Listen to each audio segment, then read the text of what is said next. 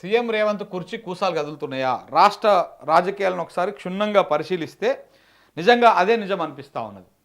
అంటే ఇటు పీసీసీ పాదయాత్ర కానీ, అటు ఎమ్మెల్యేల తిరుగుబాటు కానీ, ఆ ఎమ్మెల్యేలకు మంత్రుల సపోర్ట్ కానీ, ఆ సపోర్టు మరింత పెరగడం కానీ, బయటికి కనపడతలేడు. బయటికి కనపడుతున్నది కోమటిరెడ్డి రాజగోపాల్ రెడ్డి ఒక్కడే.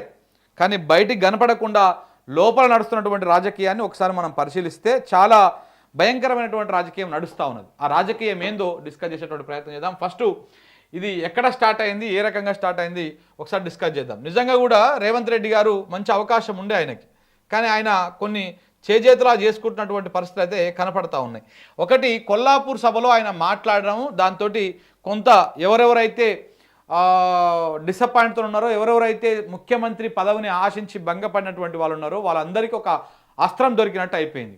అలాగే కాంగ్రెస్ పార్టీ అధిష్టానానికి కూడా చాలా క్లియర్గా కంప్లైంట్ చేయడానికి ఒక బలమైనటువంటి అవకాశము, ఒక ఆధారం దొరికినట్టు అయిపోయింది.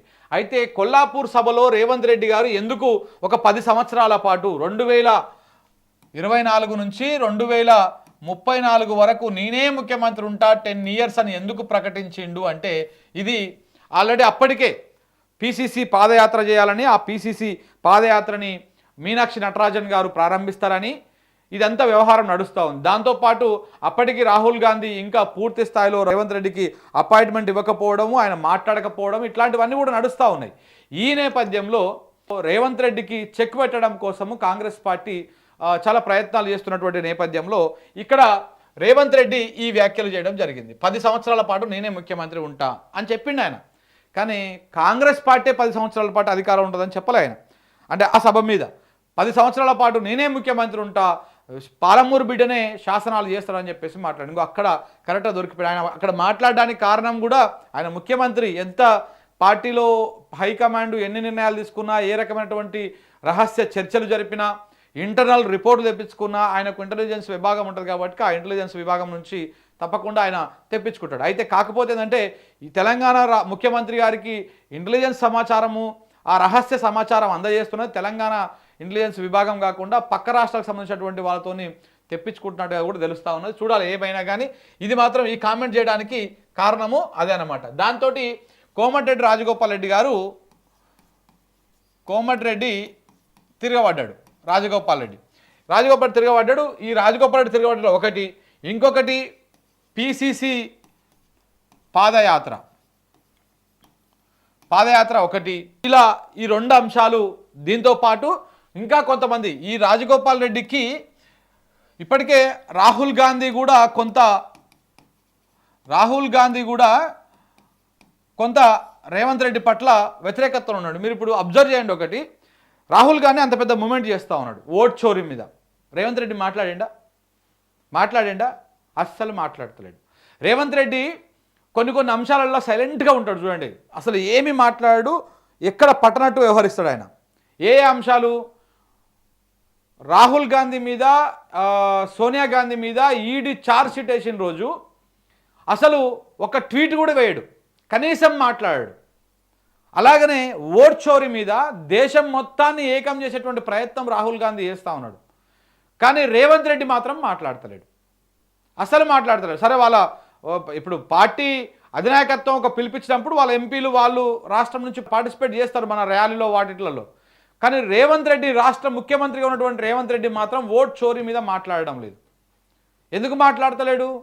ఎందుకు దాన్ని ఒక సీరియస్ టాపిక్లకు తీసుకుంటలేడు? ఎందుకంటే అది మోడీకి డ్యామేజ్ అయ్యేటువంటి అంశం కాబట్టి, బీజేపీకి డ్యామేజ్ అయ్యేటువంటి అంశం కాబట్టి. ఇటు చంద్రబాబు నాయుడు కూడా అదే మోడీ కూటమిలో ఉన్నాడు కాబట్టి, చంద్రబాబు నాయుడు తొత్తుగా రేవంత్ రెడ్డి గారు ఉన్నారు కాబట్టి ఎట్టి పరిస్థితుల్లో కూడా రేవంత్ రెడ్డి ఆ అంశాన్ని పెద్దగా ప్రస్తావనకు తీసుకోవడం లేదు. దానికి కారణం ఏంటిది? ఇది అన్నమాట. సో అందుకనే ఇక్కడ రకరకాల అనుమానాలు కలుగుతూ ఉన్నాయి. ఇప్పుడు మొన్న రాజగోపాల్ రెడ్డి వ్యతిరేకిస్తే ఆయనకు బట్టి డైరెక్ట్గా సపోర్ట్ చేసిండు. నిజమే, రాజగోపాల్ రెడ్డి చేస్తున్నటువంటి ఏదైతే అసంతృప్తి ఉన్నదో, ఆయన వ్యక్తం చేస్తున్నటువంటి అసంతృప్తిలో వాస్తవమే ఉన్నది, దాంట్లో ఏమి తప్పు లేదు. 100% మేము ఆయనకు హామీ ఇచ్చినాము, 2 సార్లు హామీ ఇచ్చినాము. ఒకటి, పార్టీలోకి తీసుకుంటప్పుడు నీకు మంత్రి పదవి ఇస్తామని హామీ ఇచ్చినాము.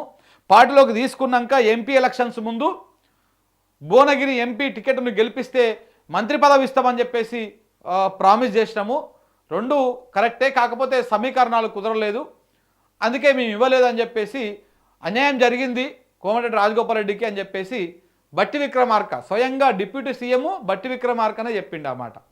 దాంతో రేవంత్ రెడ్డి ఎన్ని ఎత్తులేసినా ఎన్ని ఎత్తుగడలేసినా అవన్నీ పటాపంచలు అయిపోయినట్టు అయిపోయింది.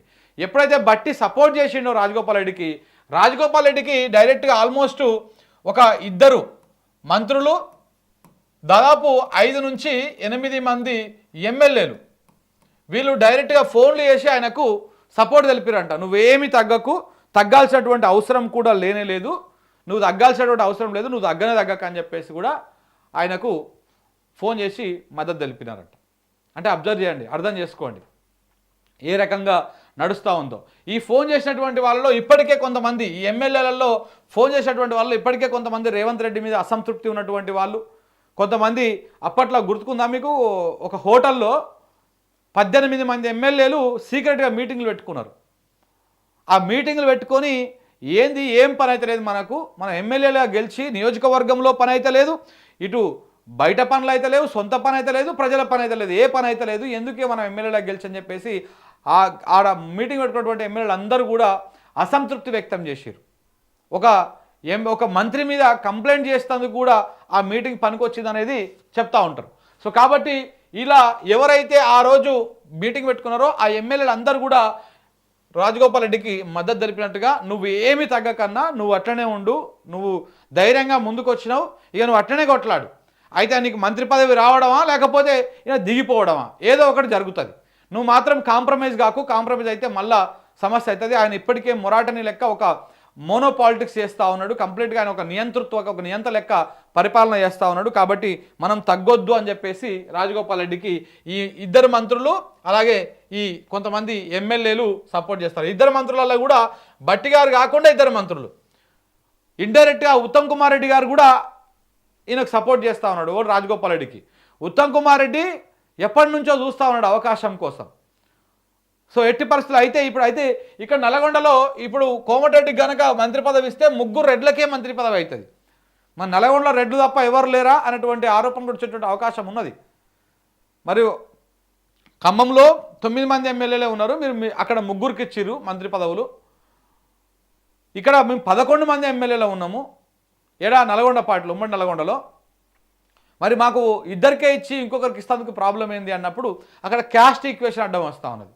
రెడ్డి సామాజిక వర్గం కింద రాజగోపాల్ రెడ్డి గనక మంత్రి పదవి ఇస్తే మిగతా వాళ్ళు అసంతృప్తి అయ్యేటువంటి అవకాశం ఉంది. ఇక్కడ ఇంకొక అంశాన్ని మనం గుర్తు చేసుకోవాలి. రాజగోపాల్ రెడ్డికి ఉన్న ధైర్యము బాలునాయక్ ఎందుకు లేదు? రాజగోపాల్ రెడ్డికి ఉన్న ధైర్యము అంటే బీసీలకు, ఎస్సీలకు, ఎస్టీలకు వీళ్ళకి ధైర్యం లేదా? ఓన్లీ ఆయనకు మాత్రమే ధైర్యం ఉన్నదా? ఎందుకంటే వాళ్ళు తిరుగుబాటు చేస్తే, ఇప్పుడు రాజగోపాల్ రెడ్డి తిరుగుబాటు చేసిండు, ఆయన మాట్లాడుతూ ఉన్నాడు, అసంతృప్తి వ్యక్తం చేస్తూ ఉన్నాడు, నా మల్లు రవి పనిచేయదు, క్రమశిక్షణా సంఘం పనిచేయదు, ఏది పనిచేయదు. అదే ఒక బీసీ నాయకుడో, అదే ఒక ఎస్సీ నాయకుడో, ఒక బీసీ ఎమ్మెల్యేనో ఎస్సీ ఎమ్మెల్యేనో మాట్లాడితే మాత్రం వెంటనే నోటీసులు పోతాయి, గట్టిగా మాట్లాడితే సస్పెండ్ చేసేస్తారు. ఇంకొక ఎగ్జాంపుల్ కూడా చెప్తా. రీసెంట్గా ఆమె మహిళా సంఘం అధ్యక్షురాలుగా ఉండే ఆమె సునీతారావు, ఆమె ముదిరాజు సామాజిక వర్గం సంబంధించినటువంటి బిడ్డ, ఆమె కొంత అసంతృప్తి వ్యక్తం చేస్తే వెంటనే ఆమెకు నోటీసులు ఇచ్చారు, మళ్ళీ మాట్లాడితే పార్టీ నుంచి సస్పెండ్ చేస్తామని కూడా వార్నింగ్ ఇచ్చారంట. ఎందుకంటే ఆమె ఒక బీసీ కాబట్టి. ఇక రెడ్లు మాత్రం తిరగబడవచ్చు, రెడ్లు మాత్రం ఏం చేసినా కానీ వాళ్ళ మీద ఎలాంటి చర్యలు తీసుకున్నటువంటి దమ్ము ధైర్యం వీళ్ళకి లేదు, ఉండదు. ఈ రకంగా ఉంటుంది అన్నమాట కథ.